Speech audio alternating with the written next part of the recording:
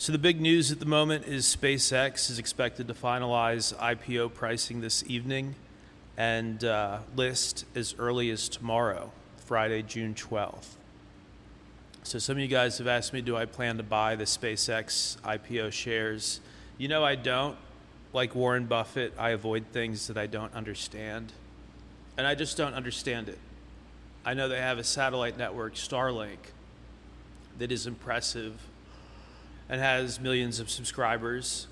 And I think, when I first played with Starlink years ago, I was super impressed by it. But that's kind of an impressive solution to a 2015 problem. Right now in 2026, you have improved Wi-Fi everywhere thanks to 6G. And you got millimeter wave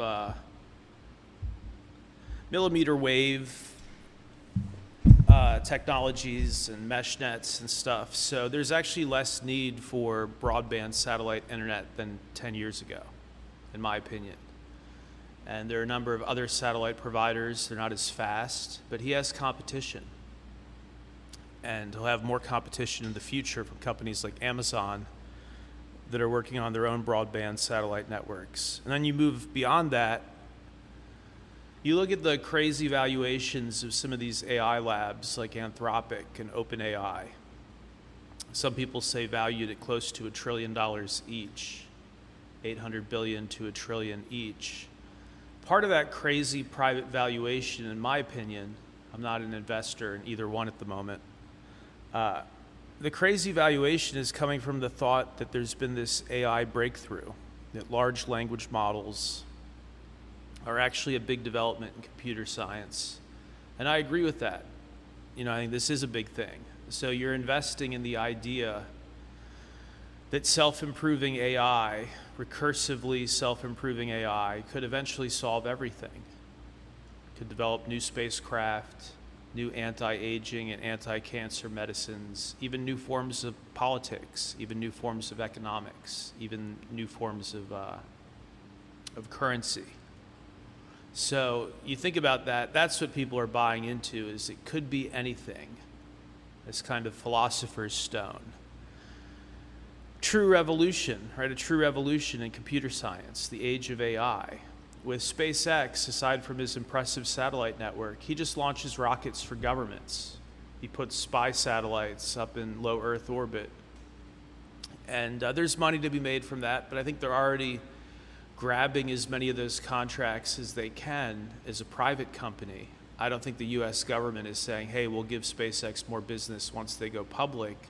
There's a need to launch these satellites, and so they're already giving SpaceX their business. So I'm not convinced that SpaceX going public, in other words, would give them a lot of new space customers. And that leads me to question, who is the customer for SpaceX unless you buy their satellite service for $150 a month? How are you becoming a customer of SpaceX? Who is their customer? Again, aside from governments launching shady spy satellites, who is their actual customer? To be valued as one of the biggest companies on planet Earth, and yet you don't really have a consumer-facing side like Google or Amazon. You don't have hundreds of millions of customers. It's just not for me. I don't want to shit on people's enthusiasm. I just don't understand it. And again, I'm following the Buffett path here. Of things I don't understand at all, I just avoid. I understand AI. I understand cryptocurrency to a much lesser extent. And I try to understand some other stuff. But Musk and his whole empire, I just don't get it. I look at the price to earnings and stuff, and I looked at some of the initial documents, and I'm just out of my league, I guess, because there's no space revolution. His capsules are basically an update to the Apollo capsule from the 1960s space program. There's been no revolution in space. It's still highly expensive and a high failure rate. His rockets still blow up from time to time, so a very high failure rate. Speaking of failure rates, let's move on to this bombshell New York Times story that was on the homepage of the New York Times last night and today. Some of you guys said, we don't want to see you slip into Trump derangement, Seaman. Hey, that's a fair point. That's a fair point. We don't want to appear biased in any way. And as you guys know, I used to support Trump. before he got the current brainworms. I used to support this man, but it's clear he's rotten to the core. It's clear he's an Epsteinite. He's compromised. Would we be in a war right now with Iran if he wasn't in the Epstein files? If he had never met Jeffrey Epstein, would America be fighting Iran right now? And I think you already know the answer to that. But yeah, this bombshell piece out from Maggie Haberman and Jonathan Swan in the New York Times. Every single person can read this and should. Just type in Donald Trump, New York Times, nipples, or Donald Trump, New York Times, Maggie Haberman, and it'll come right up.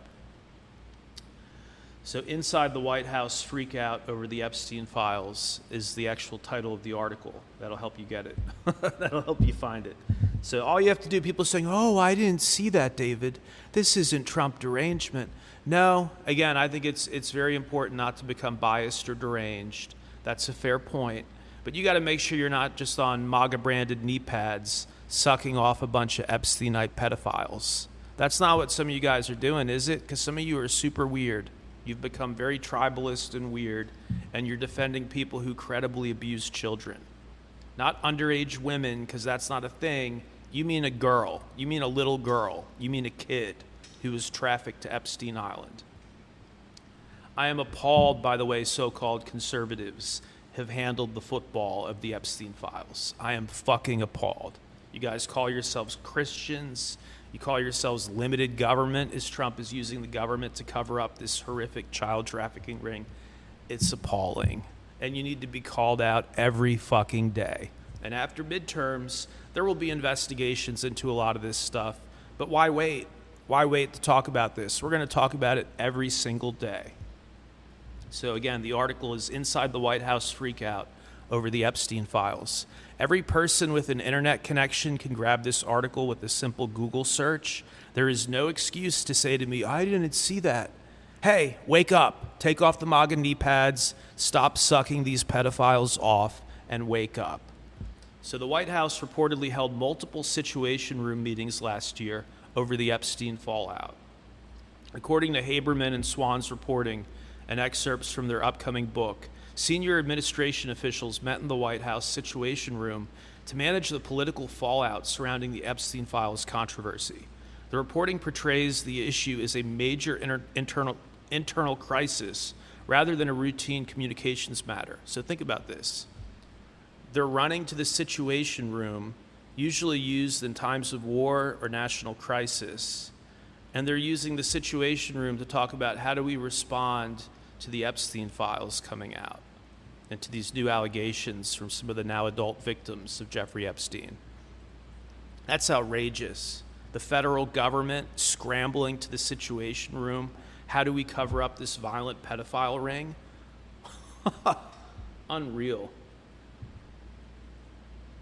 So officials were worried about damaging allegations becoming public. The story describes concern among senior aides to Trump that various allegations and rumors connected to Epstein-related materials could emerge and create political damage for Trump and the administration. So a specific allegation about Trump's alleged sexual preferences was discussed in the Situation Room. This so cheapens America. To discuss Trump's alleged predilection for kids' nipples in the Situation Room, these people are fucking garbage. Just my opinion, not Trump derangement, just as an adult man, these people are fucking garbage. So one of the most widely discussed details is that officials in the Situation Room last year reportedly discussed an allegation concerning Donald Trump's fixation, allegedly, on children's nipples. The reporting describes this claim as unverified and notes that it traced back to allegations connected to Epstein accuser Sarah Ransom, who had previously retracted some allegations in other contexts. The story portrays aides as concerned about reputational damage if such claims surfaced. Hey, people make crazy claims about presidents and leaders all the time. They don't usually run to the Situation Room just because there's some crazy shit on 4chan. So clearly they took these allegations very seriously. Also, Ghislaine Maxwell was reportedly discussed. Ghislaine Maxwell, the old Ghislaine, reportedly discussed as part of a broader communication strategy. According to the reporting, some officials floated ideas involving a public statement or interview by Maxwell that could potentially address allegations involving Donald Trump. The proposal reportedly generated internal disagreement. So this is what the White House has been focused on. Not bringing down prices, not getting you guys good jobs, not protecting the borders. How do we deal with the allegation that Trump used to chew on girls' nipples till the point they bled? How do we deal with that? This is so beneath the American government. This is such fucking garbage. This is our system. This is what these men in DC are focused on, is covering this up. So the bigger takeaway is not the nipple allegation itself. The bigger news value here is that senior White House officials just last year were reportedly using the Situation Room, a venue normally associated with national security crises, to manage political fallout connected to Epstein-related issues and allegations. That is the central framing of the story. So you can read that article yourselves. I would encourage you to. And if you're telling me to be quiet and that I have Trump derangement, oh, when did you become a Democrat? Hey, you folks defending these violent pedophiles are going to be ostracized from American life for the remainder of your lives. I think there's a high probability of that. As somebody who found Bitcoin at $80 and Ether below $1 and found artificial intelligence was in the first 0.1% of all GPT and OpenAI users, was an early beta user. I find stuff early.